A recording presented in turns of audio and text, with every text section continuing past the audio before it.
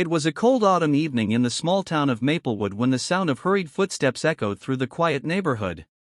The clock had just struck 9 p.m. when Sarah, a single mother of two, sat on the couch folding laundry, waiting for her 13-year-old daughter, Lily, to return home from her friend's house. Lily was responsible, kind-hearted, and never came home late without calling. But that night, something felt off. Moments later, the front door creaked open. Sarah looked up, relief washing over her face until her heart nearly stopped. Lily stood there, trembling, her clothes soaked, her eyes wide with fear. In her arms, she was carrying two newborn babies wrapped in thin towels, their tiny cries breaking the silence of the house. For a moment, time stood still. "Lily, what is this?"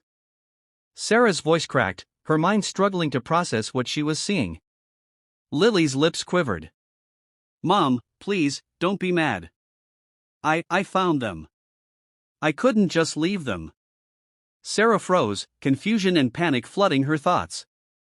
Two babies? Found where? Were they alive? Whose were they? Without another word, she rushed to Lily's side, gently taking one of the babies.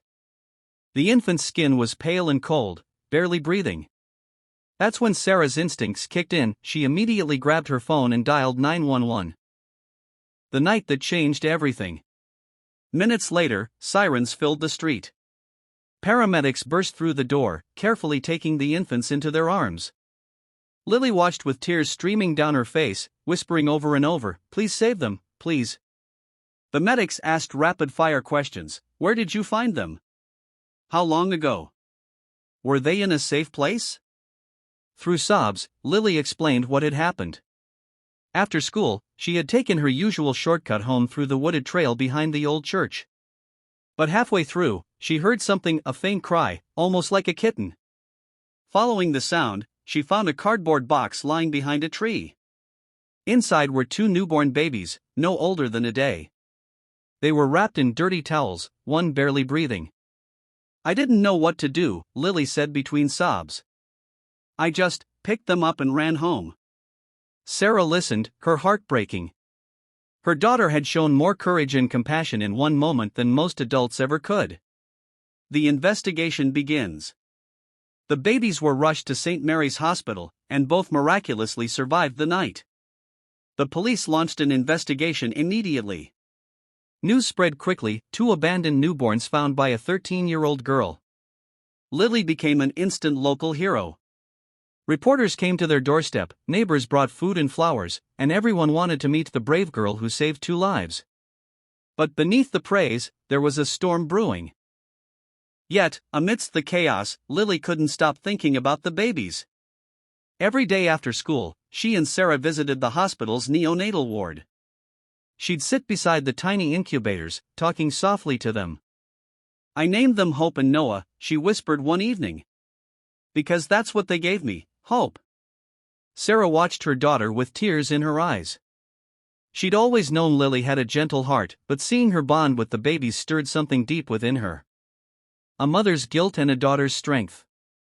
Then, one evening, weeks later, the doorbell rang again. A young woman stood outside, shivering in the cold. Her clothes were tattered, her eyes hollow with exhaustion. She looked barely older than 18. "Are you the family who found the babies?" she asked, her voice breaking. Sarah nodded cautiously. "Yes." "Who are you?" The girl broke down crying. "They're mine," she said through tears. "I'm their mother." The room fell silent. Her name was Emily. She'd been living in an abusive relationship, kicked out by her parents after getting pregnant. Her boyfriend abandoned her the moment she went into labor. She gave birth alone in an abandoned shed near the woods. Terrified, hungry, and weak, she made the hardest decision of her life, leaving her newborns somewhere she hoped they'd be found before it was too late. "I thought someone would hear them," she sobbed. "I didn't want them to die with me." Lily's eyes filled with tears. Without hesitation, she stepped forward and hugged Emily. "You did what you thought was best," she said softly. Sarah stood quietly, watching the two girls, one barely a teenager, the other barely an adult, bond over something so raw and tragic. A family reborn. After a long investigation and counseling, Emily was given help, housing, therapy, and parenting support through a local organization. Sarah, deeply moved, began volunteering there too, helping young mothers in crisis. And Lily? She kept visiting Hope and Noah, even after they were returned to Emily's care. Over time, they became like extended family. Months later, Emily invited Sarah and Lily to the twins' first birthday celebration. The house was filled with laughter, warmth, and the smell of fresh-baked cake. As everyone sang happy birthday, Lily held one twin in her arms, smiling wider than she ever had. Emily approached her, tears shining in her eyes. "You didn't just save them that night," she said. "You saved me too." Sarah looked at her daughter, pride swelling in her chest. "Sometimes," she whispered, "a single act of kindness can rewrite someone's entire story." Epilogue: The power of one choice. Years later, Lily grew up to become a pediatric nurse, dedicating her life to caring for children, especially those born into difficult circumstances. She often shared her story at schools and community events, reminding people that heroes don't always wear capes. Sometimes, they're just 13-year-old girls who choose compassion over fear. And every year, on the anniversary of that night, she'd visit Hope and Noah, two beautiful children who never remembered what happened, but whose lives were forever touched by a girl who refused to walk away. Because that night in Maplewood, one simple choice, to act, to care, to love, changed everything.